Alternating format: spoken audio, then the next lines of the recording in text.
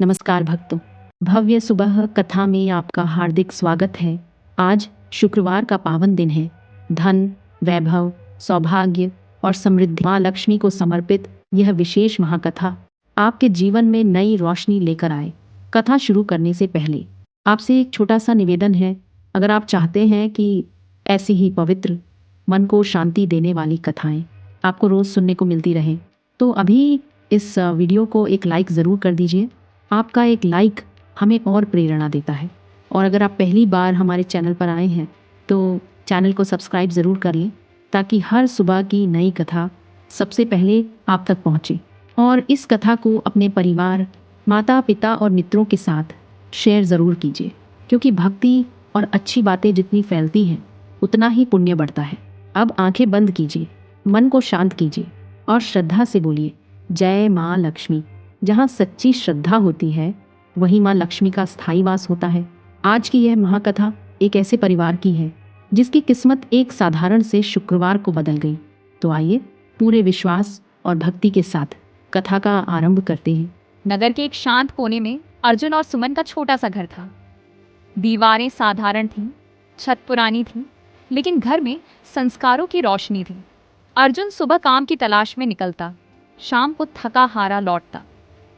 कभी काम मिलता, कभी नहीं। कई बार वह सोचता, क्या मेरी किस्मत में संघर्ष ही लिखा है?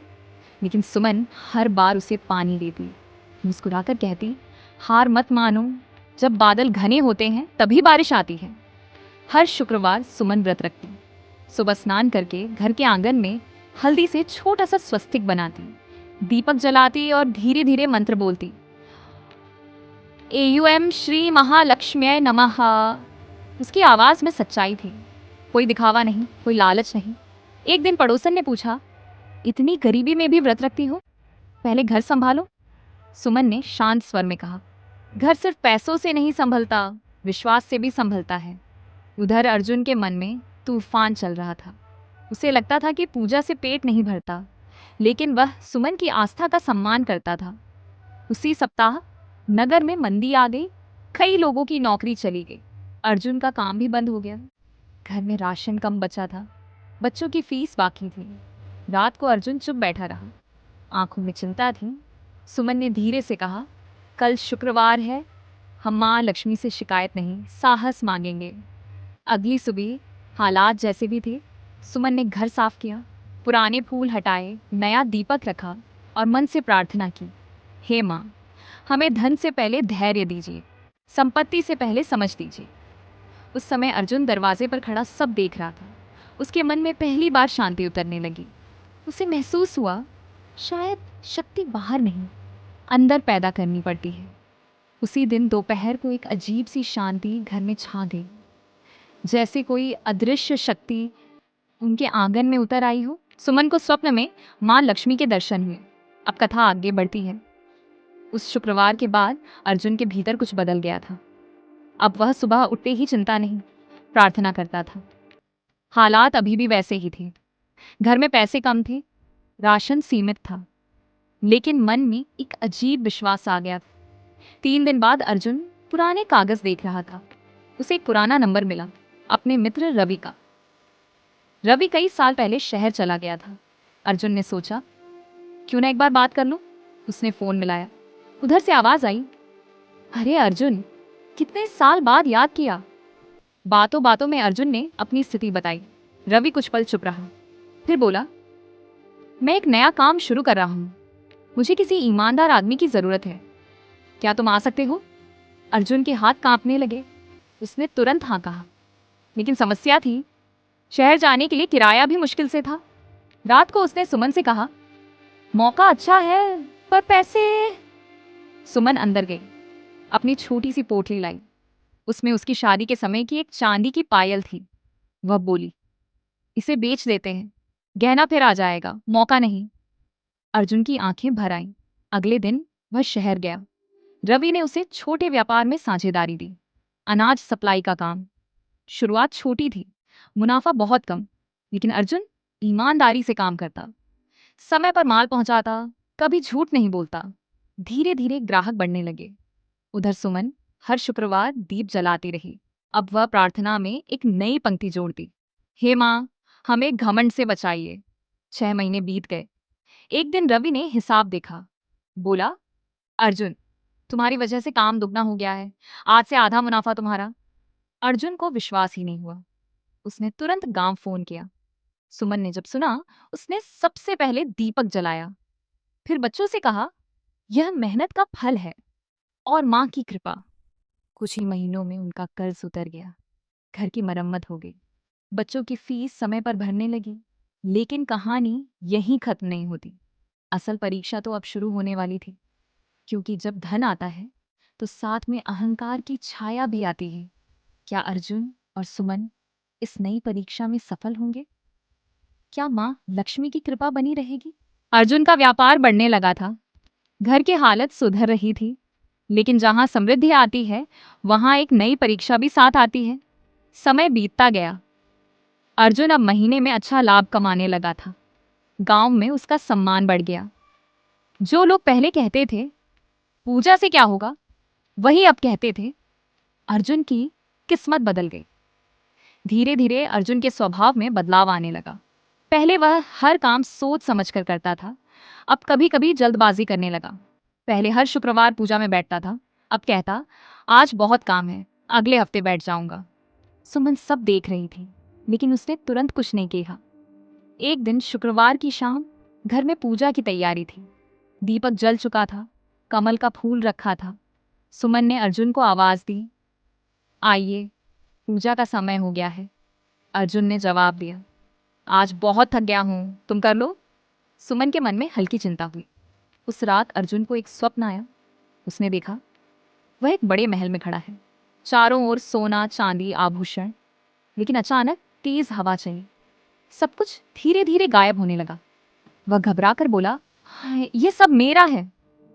तभी एक आवाज आई, धन तुम्हारा नहीं, तुम धन के रखवाले हो। अर्जुन ने देखा कमल पर बैठी मां लक्ष्मी सामने है। उन्होंने कहा, जिस घर में श्रम का सम्मान और विनम्रता रहती है, वहीं मैं स्थायी रहती हूँ। जहां अहंकार जन्म लेता है, वहां से मैं चली जाती हूँ। अर्जुन की नींद खुल गई। उसका शरीर पसीने से भीगा था। सुबह होते ही वह सुमन के पास गया। बोला, मुझसे गलती हो रही थी। धन ने मुझे व्यस्त नहीं, अंधा बना दिया था। उस दिन शुक्रवार था। अर्जुन ने स्वयं घर साफ किया, दीपक जलाया और पहली बार बच्चों को भी साथ बैठाया। उसने कहा, आज से हम व्रत सिर्फ मांगने के लिए नहीं, धन्यवाद देने के लिए रखेंगे। उस दिन पूजा में एक अलग ही शांति थी। लेकिन नियति अभी भी देख रही थी, क्या यह बदलाव स्थायी है या बस डर की वजह से है। कुछ दिनों बाद व्यापार में एक बड़ा निर्णय लेना था। एक व्यापारी ने अर्जुन को प्रस्ताव दिया, अगर वह थोड़ा मिलावट करे तो मुनाफा 3 गुना हो सकता है। रवि ने भी कहा, सब करते हैं, थोड़ा समझौता कर लो। अब असली परीक्षा सामने थी। क्या अर्जुन ईमानदारी चुनेगा या लालच? क्योंकि मां लक्ष्मी केवल धन नहीं, धर्म भी देखती हैं। इस निर्णय से तय होगा कृपा बनी रहेगी या नहीं। अर्जुन के सामने बड़ा प्रलोभन था, मिलावट करके 3 गुना लाभ कमाने का अवसर। अब कहानी अपने निर्णायक मोड़ पर है। रात भर अर्जुन सो नहीं पाया। एक ओर व्यापार बढ़ाने का अवसर, दूसरी ओर ईमानदारी। सुबह उसने मंदिर जाकर दीपक जलाया। आंखें बंद करके बोला, हे मां लक्ष्मी, अगर धन मेरे धर्म से बड़ा हो जाए तो ऐसा धन मुझे स्वीकार नहीं। घर लौटकर उसने रवि से साफ शब्दों में कहा, हम मिलावट नहीं करेंगे। भले लाभ कम हो, पर विश्वास बड़ा रहना चाहिए। रवि पहले नाराज हुआ। बोला, तुम बहुत भावुक हो। लेकिन अर्जुन अपने निर्णय पर अडिग रहा। कुछ दिनों तक व्यापार धीमा पड़ा। लाभ कम हो गया। गांव में कुछ लोग फिर फुसफुसाने लगे। देखा, ज्यादा ईमानदारी भी ठीक नहीं। लेकिन सुमन शांत थी। वह बोली, जो निर्णय धर्म से लिया गया हो, उसका परिणाम भी शुभ ही होगा। करीब 1 महीने बाद शहर में खाद्य विभाग की जांच शुरू हुई। कई बड़े व्यापारी पकड़े गए। मिलावट करने वालों के लाइसेंस रद्द हो गए। रवि घबराकर अर्जुन के पास आया। अगर हम भी मिलावट करते तो आज बर्बाद हो जाते। अब ग्राहकों को भरोसेमंद व्यापारी चाहिए था। सबकी नजर अर्जुन के व्यापार पर गई। धीरे धीरे उनका काम पहले से भी अधिक बढ़ गया। इस बार वृद्धि सिर्फ धन में नहीं, सम्मान में भी हुई। एक दिन शुक्रवार की शाम पूजा के समय घर में हल्की सी सुगंध फैल गई। दीपक की लौ बिना हवा के भी लहराई। सुमन ने महसूस किया जैसे कोई अदृश्य कृपा फिर से आंगन में उतर आई हो। उस रात अर्जुन ने स्वप्न देखा। मां लक्ष्मी कमल पर विराजमान थी। उन्होंने मुस्कुराकर कहा, धन कमाना कठिन नहीं, धन को धर्म से जोड़ना कठिन है। तुमने सच्ची लक्ष्मी को चुना है। सुबह अर्जुन ने बच्चों से कहा, याद रखना, सच्ची समृद्धि धन से नहीं, चरित्र से आती है। समय के साथ अर्जुन का घर संपन्न हुआ, लेकिन सादगी बनी रही। हर शुक्रवार वे पहले से अधिक श्रद्धा से पूजा करते, जरूरतमंदों को भोजन कराते, कभी किसी का अपमान नहीं करते। पूरा मोहल्ला बदल गया। लोगों ने समझ लिया, लक्ष्मी वहीं टिकती है जहां विनम्रता, सेवा और सत्य हो। कथा की अंतिम सीख दोस्तों, शुक्रवार का व्रत सिर्फ धन पाने के लिए नहीं, धन को सही मार्ग पर रखने के लिए है। श्रद्धा रखिए, सेवा कीजिए, ईमानदारी मत छोड़िए और धन को साधन बनाइए, लक्ष्य नहीं। याद रखिए, मां लक्ष्मी चंचला है, लेकिन धर्म के घर में स्थिर हो जाती है।